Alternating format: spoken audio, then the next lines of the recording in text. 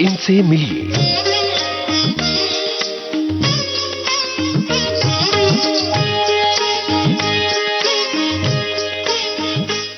इनसे मिलिए इस कार्यक्रम में ओ लाल दुपट्टे वाली तेरा नाम तो बता। आज हम आपकी मुलाकात करवा रहे हैं फिल्म निर्देशक इकबाल अली से। इनसे बातचीत की है आपके इस दोस्त यूनुस खान ने। दिल के लिए दिल का कोई पैगाम तो बता। आज सुनिए पहला भाग। कल के लिए अपना कोई प्रोग्राम तो बता। दोस्तों नमस्कार।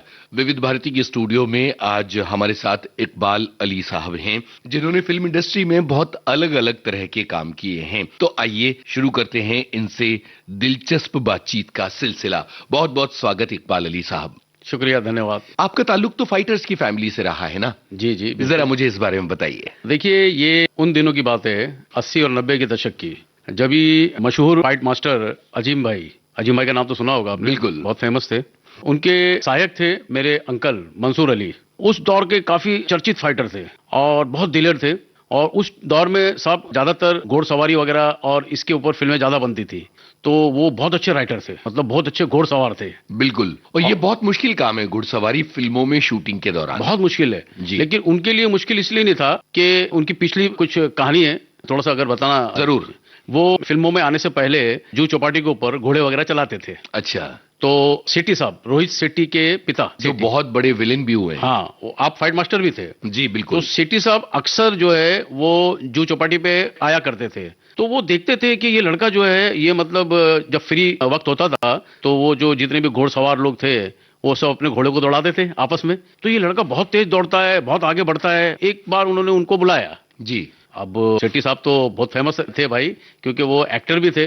तो मेरे अंकल को बहुत शौक था फिल्म के अंदर ये स्टंट वगैरह करने का, लेकिन कोई जरिया नहीं था, कोई रास्ता नहीं था, एंट्री नहीं थी वहां जाने की। तो जब सेठी साहब से मिले तो बहुत मतलब वो इमोशनल हो गए। तो सेठी साहब ने उनसे कहा कि भाई आप तो बहुत अच्छे घोड़सवार हो, फिल्मों में क्यों नहीं ट्राई करते हो? तो उन्होंने कहा सर अगर आपकी सब कृपा हो जाए तो मैं बिल्कुल ये सब करूंगा। सेठी साहब के वजह से ही इंडस्ट्री में उनकी एंट्री हुई, हकीकत में देखा जाए तो। उसके बाद में उन्होंने अजीम भाई के साथ में काम किया, क्योंकि अजीम भाई घोड़े के स्पेशल थे। मतलब घोड़े वगैरह का जो सीन होता था, डाकू वगैरह की जो फिल्में होती थी पहले, तो वही सब चलता था ना।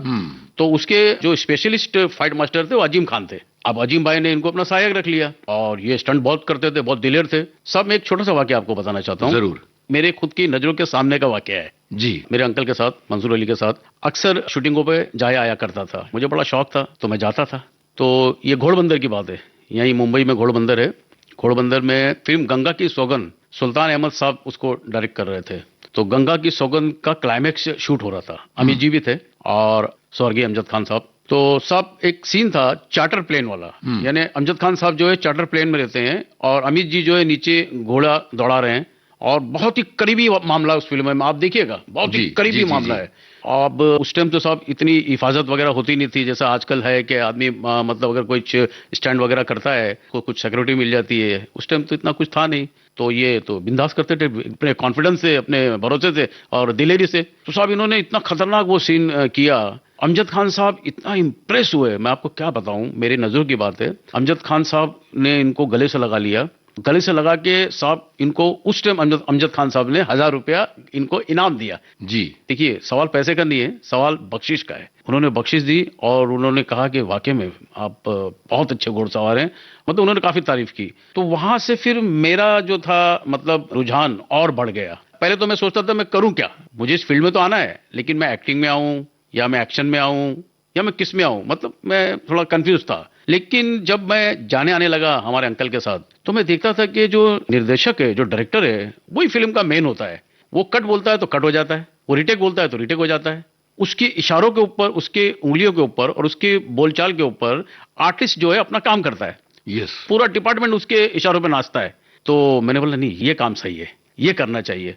तो मैं वहां पर आकर्षित हुआ, उस तरफ मैंने अपना फोकस किया। बस ये देखिए कि कहते हैं ना कि जो ईश्वर को, अल्लाह को जो मंजूर है वही होता है। एक वाकया ऐसा हो गया जी। एक फिल्म बन रही थी ब्रिज सदाना साहब की। ब्रिज सदाना साहब काफी बड़े प्रोड्यूसर डायरेक्टर रह चुके हैं। बिल्कुल। विक्टोरिया नंबर 203 और बड़ी बड़ी फिल्में बनाई हैं उन्होंने, कमल सदाना के पिताजी। ब्रिज सदाना साहब जो है वो एक फिल्म बना रहे थे बॉम्बे 405 माइल्स फिल्म का नाम था। मशहूर नाम है ये बहुत, फिल्म हाँ, का। फिल्म अच्छी चली हुई थी वो। उस फिल्म के अंदर विनोद खन्ना साहब थे, शत्रुघ्न सिन्हा साहब थे, अमजद खान साहब, प्राण साहब, जीनत अमान वगैरह उसमें थी। तो उस फिल्म का क्लाइमेक्स जो है वो महाकाली, यहाँ पर मुंबई के अंदर महाकाली गुफा है, वहां पर उसका क्लाइमेक्स फिल्माया जा रहा था। उस टाइम मैं नहीं था वहां पर मौजूद, वरना मैं हमेशा अपने अंकल के सेट पे, जब मुंबई में शूटिंग होती थी तो मैं हमेशा रहता था, लेकिन उस टाइम मैं नहीं था। शूट हो रहा था और कुछ ब्लास्टिंग का सीन था। सेठी साहब, रोहित सेठी के पिता, आप फाइट मास्टर थे उसके। सेठी साहब से कुछ टाइमिंग मिस हो गई, उनको जंप मारना था और उसके बाद सेठी साहब को ऑर्डर देना था कि ब्लास्ट करो, और पेट्रोल ब्लास्ट था। क्योंकि पेट्रोल ब्लास्ट तो आप जानते हैं कि पेट्रोल की बहुत बड़ी थैली वगैरह रखी जाती है और वो बहुत खतरनाक ब्लास्ट होता है। उसकी चपेट में अगर कोई आदमी आ जाए तो टोटल लॉस, बचता ही नहीं है। सर ऐसा था कि उनको जंप मारना था और यहाँ से इनको ऑर्डर देना था। जी जी। लेकिन वो थोड़ा सा टाइमिंग मिस हो गई। ओ हो। उन्होंने जैसे ही किया, इन्होंने ऑर्डर दे दिया सेठी साहब ने। फिर क्या, आग की चपेट में आ गए जी, और 100% जल गए। वहां से बहुत बड़ा धक्का लगा हमको, और कुछ दिनों के बाद, 2-4-10 दिनों के बाद उनकी मृत्यु हो गई। काफी इंडस्ट्री ने शोक प्रकट किया, लेकिन सर हमारा तो मतलब सब कुछ चला गया, और ये समझ लो कि मेरा वक्त थम सा गया। अब हमारे परिवार को फिल्म लाइन से नफरत होने लगी। जी जी। भाई उनका एक जवान चला गया, अब मैं संघर्ष करूं तो कैसा करूं। लेकिन मुझे तो मतलब एक नशा था फिल्म लाइन का, और मैं तो मतलब निर्देशक ही बनना चाहता था। जी जी। तो मैं चोरी चोरी छुपे छुपे जो है फिल्म लाइन में जाना लगा। लेकिन मेरे अंकल का नाम था और मैं उनके साथ जाता था, तो मेरी थोड़ी बहुत जान पहचान थी और लोग मुझे जो है इज्जत की नज़र से देखते थे। उसके बाद में सर ऐसा हुआ कि मुझे काम मिलने लगा। काम ये मिलने लगा कि प्रोडक्शन में मैं लग गया। अब जो मुझे काम सीखना है, जो मिलेगा वो करूंगा। बिल्कुल। तो मैं प्रोडक्शन के अंदर, मैंने कई फिल्में जो है वो प्रोडक्शन में, असिस्टेंट प्रोडक्शन और प्रोडक्शन मैनेजर में मैंने की। हाँ। एक्चुअली मेरा फिल्म दुनिया से काफी पुराना संबंध है। मैं आपको बताना चाहता हूँ, मेरे पिता बहुत पहले, मतलब तकरीबन 35-40 साल पहले, 50 साल पहले बोल सकते हैं आप, क्योंकि हम लोगों का घोड़ों का कारोबार था, तो घोड़े वगैरह भी फिल्मों में देते थे। वो चीज मेरे दिमाग में थी। मैंने बड़ी बड़ी फिल्में की। मैंने उफ ये मोहब्बत, विपिन हांडा जी, जिसमें टिंकल खन्ना, अभिषेक कपूर, गट्टू जी, जो कायपो 6 के बाद में जो है निर्देशन किया था, और काफी अच्छे इंसान है। अनुपम खेर जी थे। अच्छा देखिए सर, इसके पीछे भी एक मैं आपको छोटा सा बताना चाहता हूँ कि पहलाज नहलानी जी के साथ में मैंने आके फिल्म की थी। अरे वो तो बहुत बड़ी फिल्म थी। हाँ, पहलाज जी बहुत अच्छे इंसान हैं, और मैं पहलाज जी का बहुत शुक्रगुजार हूँ कि उनकी बदौलत मुझे फिल्म इंडस्ट्री में काफ़ी काम मिला। पहलाज जी जो थे, उन्होंने कहीं से पहलाज जी को नंबर मिला, पहलाज जी ने मुझे बुलाया, पहलाज जी से मेरी मुलाकात हुई। उन्होंने कहा कि मैं आके फिल्म बना रहा हूँ गोविंदा को लेके, चीची को लेके। पहलाज जी बोले, नहीं इकबाल, तू बंदा अच्छा है, तो एक काम कर, प्रोडक्शन में आ जा। तो बोला सर इससे बड़ी बात क्या है। मैं उनके साथ में प्रोडक्शन में लग गया कुछ दिन के लिए। बलवंत जी प्रोडक्शन मैनेजर थे, मैं उनके साथ में कुछ दिन लगा। एक बड़े काम का बंदर उस गाने के अंदर जो मेरे से हो सका वो मैंने उसमें किया। उसमें एक हादसा हो गया था सर जी। शायद वो हादसे की वजह से पहलाज जी के दिल में मेरे लिए कुछ जगह बन गई हो। हादसा ये हुआ था कि हम लोग जू चौपाटी के ऊपर गाना कर रहे थे, बड़े काम का बंदर। उसके अंदर आपने देखा होगा रस्सी पे एक लड़की चलती है, नट वगैरह बोलते हैं ना, बिल्कुल। खेल तमाशा करते हैं, तो गाने के अंदर ऐसा बताया है।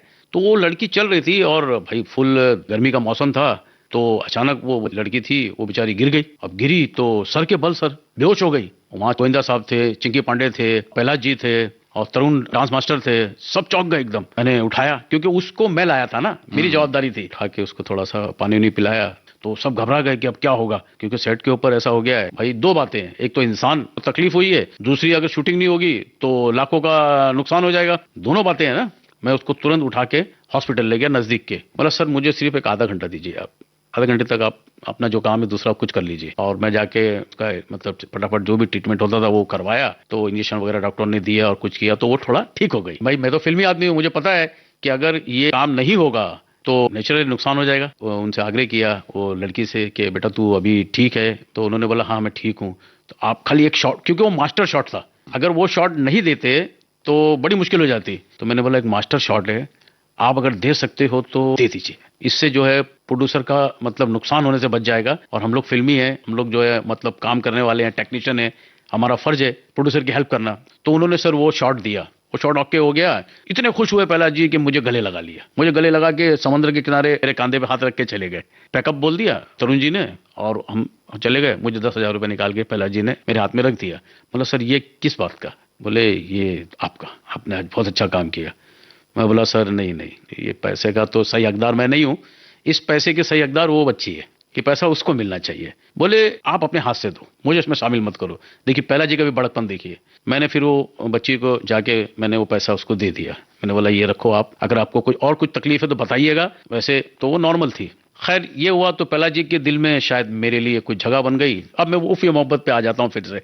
विपिन हांडा जी उफ ये मोहब्बत बना रहे थे। डब्लू राव जी कैमरामैन थे, खुदा गवाह वगैरह बहुत बड़ी बड़ी फिल्में की डब्लू राव जी ने। विपिन हांडा जी की ऑफिस नहीं थी तो उन्होंने होटल के अंदर अपनी ऑफिस बनाई हुई थी। मुझे वहां बुलाया प्रहलाद जी के जरिए।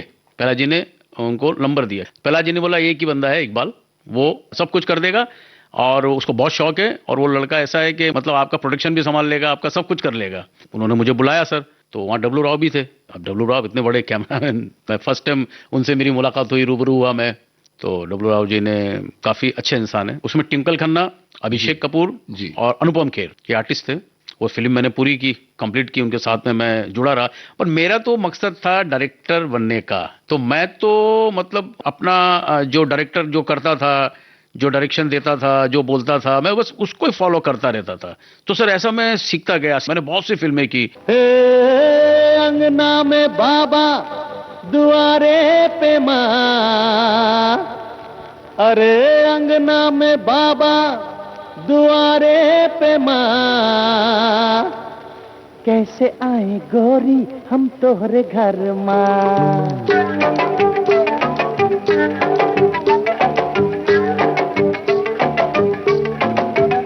अरे अंगना में बाबा दुआरे पे माँ, अंगना में बाबा दुआरे पे माँ, कैसे आए गोरी हम तोहरे घर माँ, कैसे आए गोरी हम तोहरे घर माँ। खेत गए बाबा बाजार गए माँ, खेत गए बाबा बाजार गए माँ, अकेले हूँ घर माँ तू आजा बाल माँ, अकेले हूँ घर माँ तू आजा बाल माँ।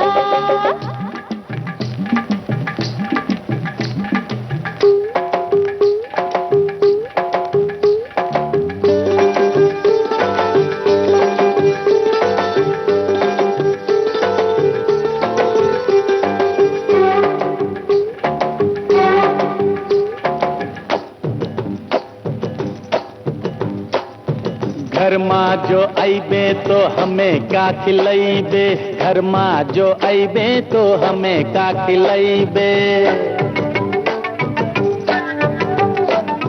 घर माँ जो आईबे तो हमें का खिलाइबे।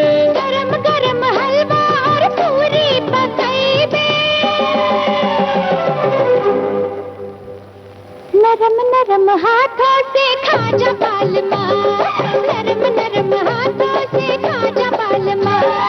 अंगना में बाबा दुआरे पे माँ, अंगना में बाबा दुआरे पे माँ, कैसे आए गोरी हम तोहरे घर माँ, कैसे आए गोरी हम तोहरे घर माँ।